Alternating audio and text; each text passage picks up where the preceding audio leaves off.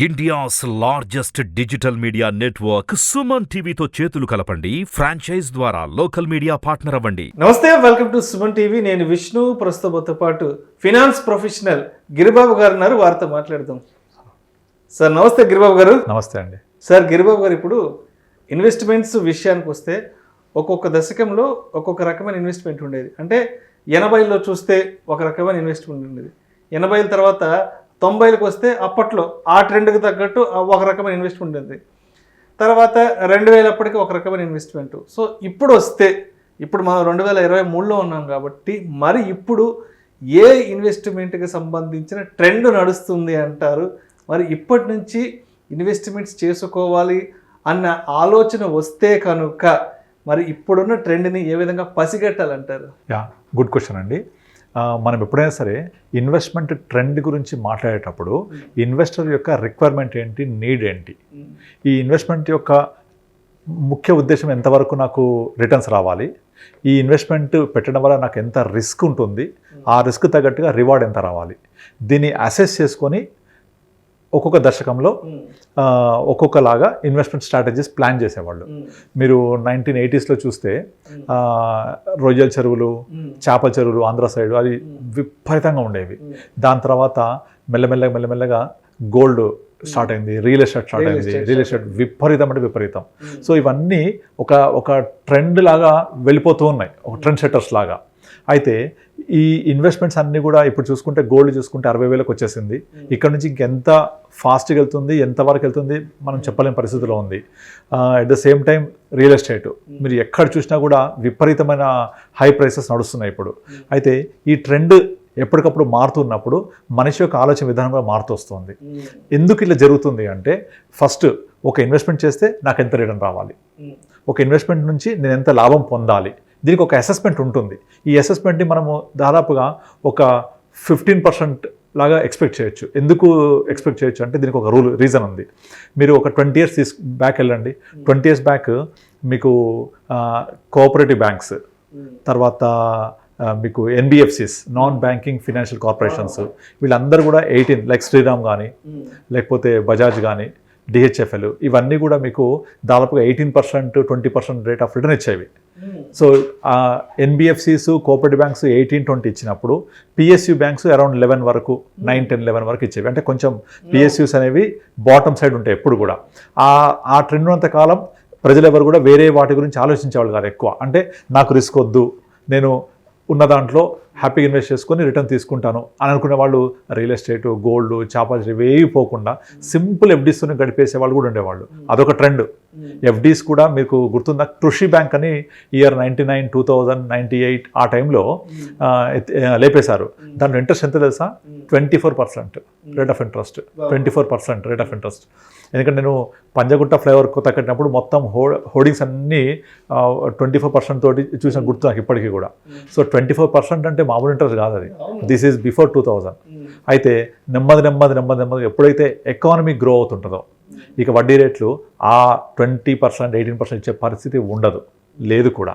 So నెమ్మదిగా ఆ interest rates అన్నీ కూడా తగ్గడం మొదలుపెట్టాయి. మరి ఇప్పుడు మనకు కావాల్సింది ఎంత? 15%. కానీ బ్యాంకులు ప్రొవైడ్ చేయట్లేదు, NBFCs ప్రొవైడ్ చేయట్లేదు. మరి ఇప్పుడు ఎక్కడ మనకు ఆ రేట్ ఆఫ్ రిటర్న్ వస్తుంది అని కనుక ఆలోచిస్తే ఇప్పుడు నడుస్తున్న ట్రెండ్ గురించి మనం మాట్లాడుకుందాం. ఇప్పుడు ఏమైపోయింది, ట్రెండ్ అంతా కూడా క్యాపిటల్ మార్కెట్స్ వైపు వెళ్ళిపోయింది. క్యాపిటల్ మార్కెట్స్లో మనము ఎక్స్పెక్ట్ చేసే మనకు కావాల్సిన rate of return around 12-15%. That is coming. మళ్ళీ క్యాపిటల్ మార్కెట్స్ అనగానే స్టాక్ మార్కెట్ గుర్తొస్తుంది ఫస్ట్. స్టాక్ మార్కెట్ అనగానే మళ్ళీ భయం, పడిపోతుంది, నేను కొన్న షేర్లు పడిపోతే ఎలా, నాకు 12% రాకపోతే ఎట్లా, స్పెక్యులేషన్, ఇవన్నీ జరుగుతుంటాయి. ఒక పక్క ఏమో మన ఇండియాలో రిచెస్ట్ పర్సన్ అందరూ స్టాక్ మార్కెట్ నుంచి ఉద్భవిస్తూ ఉంటారు, ఒక పక్కనేమో సామాన్య మానవులు భయపడుతూ ఉంటారు. సో దీనికి ఉన్న బెస్ట్ రూట్ ఏంటి, ఆల్టర్నేటివ్ ఇన్వెస్ట్మెంట్ ఏంటి, mutual funds. Mutual fund invest చేస్తే ఇప్పుడు మ్యూచువల్ ఫండ్ ప్రతి ఒక్క కంపెనీ కానీ, ఒక అడ్వైజర్స్ కానీ, లేకపోతే మ్యూచువల్ ఫండ్స్లో వచ్చే రేట్ ఆఫ్ రిటర్న్ తీసుకుంటే 12-15% ఉంటుంది. సో మళ్ళీ మనము ఆ 12-15% ఏదైతే బిఫోర్ 2000 దశకంలో చూసామో FDs ఇచ్చిన రేట్ ఆఫ్ రిటర్న్, అదే నాకు కావాలి, ఆ రేట్ ఆఫ్ రిటర్న్ రావాలి అంటే అది కేవలం ఇప్పుడున్న ట్రెండ్లో మ్యూచువల్ ఫండ్స్లోనే సాధ్యం. మరైతే మ్యూచువల్ ఫండ్స్ అప్పుడు లేవా? 20 years బ్యాక్ ఉన్నాయి. మ్యూచువల్ ఫండ్స్ అప్పుడు ఉన్నాయి, ఇప్పుడు ఉన్నాయి. అప్పుడు 12-15 ఇచ్చేవి, ఇప్పుడు 12-15 ఇచ్చేవి. కానీ మ్యూచువల్ ఫండ్ రిటర్న్స్కి కాంపిటేటర్ ఉండేది ఎవరు? Bank FDs.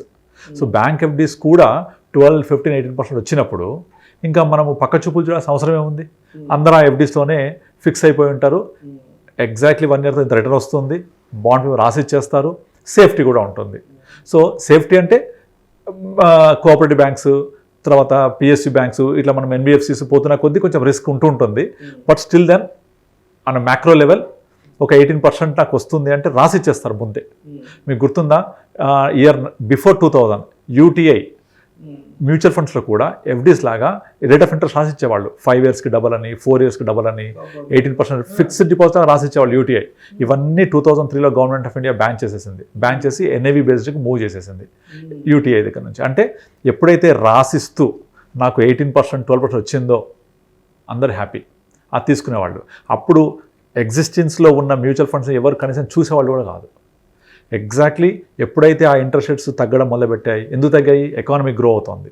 ఎప్పుడైతే 2008 రెసెషన్ తర్వాత ఎకానమీ గ్రో అవ్వడం మొదలుపెట్టిందో అప్పటి నుంచి నెమ్మదిగా వడ్డీ రేట్లు శాంతించడం మొదలుపెట్టాయి, కిందికి రావడం మొదలుపెట్టాయి. డబల్ డిజిట్ నుంచి సింగిల్ డిజిట్కి వచ్చాయి. సో ఇప్పుడుగా 2015 తర్వాత నుంచి మన ఎకానమీ పేస్ కూడా బాగా పెరిగింది, అంటే గ్రోత్ పేస్. ఈ గ్రోత్ పేస్ పెరగడం వల్ల ఏమవుతుంది? వడ్డీ రేట్లు నెమ్మదిగా తగ్గుతూ ఉంటాయి. వడ్డీ రేట్లు తగ్గడం, ఎకానమీ గ్రో అవడం అనేది ఒక ఆర్థిక వ్యవస్థ యొక్క లక్షణం, అభివృద్ధి చెందే ఆర్థిక వ్యవస్థ లక్షణం.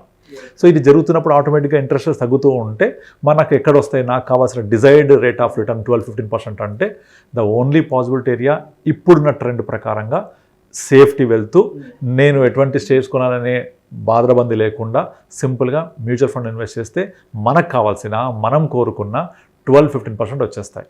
సో ఇప్పుడున్న trend, this is the mutual fund trend for attaining the rate of return at the rate of 12-15%. దీనికి ఇంకొక ఈ 12-15% అనేదానికి ఒక థంబ్ రూల్ కూడా ఉంది. ఈ స్టాక్ మార్కెట్, సెన్సెక్స్, వీటి రేట్ ఆఫ్ రిటర్న్ అనేది ఎప్పుడు కూడా GDP plus inflation. GDP plus inflation should be your Sensex growth rate. ఇప్పుడు జీడిపి ఎంత ఉంది? రఫ్లీ 6-7% ఉంది. ఇన్ఫ్లేషన్ 6-7% ఉంది. సో రెండు కలపండి, 12-15%. ఈ 12-15% అనేది మన Sensex growth rate which is giving since long years. ఇప్పుడు కూడా అక్కడే ఉన్నాం మనం. సో మ్యూచువల్ ఫండ్స్ 20 ఏళ్ల క్రితం ఎక్కువ బాగా ఇచ్చేసి ఇప్పుడు తక్కువ ఇవ్వడం లేదు, ఇప్పుడు ఎక్కువ ఇచ్చి అప్పుడు తక్కువ ఏం లేదు. ఎప్పుడు కూడా దీని యొక్క పొటెన్షియల్ 12-15%. కాకపోతే మీరన్న ట్రెండ్ ప్రకారంగా ఇప్పుడు ట్రెండ్ అంతా కూడా నెక్స్ట్ జనరేషన్కి ఈ కావాల్సిన 12-15% రేట్ ఆఫ్ రిటర్న్ ఎవాల్వ్ అవ్వడానికి ఒక మంచి ప్లాట్ఫామ్ తయారు చేసుకుంటుంది. సో ఎప్పుడైతే ఎఫ్డీ రేట్స్ తగ్గిపోయినాయో అందరూ ఇటువైపు చూడడం మొదలుపెట్టారు. సో ప్రజెంట్ నడుస్తున్న trend clearly towards investments in capital markets with the help of mutual funds. Thank you so much Giribabu garu. Thank you అండి. చాలా క్రిస్టల్ క్లియర్గా, చాలా క్రిస్పీగా, సూటిగా, సుత్తి లేకుండా, ఎక్కువ ల్యాగ్ లేకుండా. సో ఇప్పుడు ఇన్వెస్ట్మెంట్ ట్రెండ్ అనేది ఎక్కువ దేని మీద నడుస్తుంది అనే అంశం గురించి చాలా క్లియర్గా మీ విశ్లేషణ మన ప్రేక్షకులకు తెలియజేశారు. Thank you so much Giribabu garu. Thank you అండి.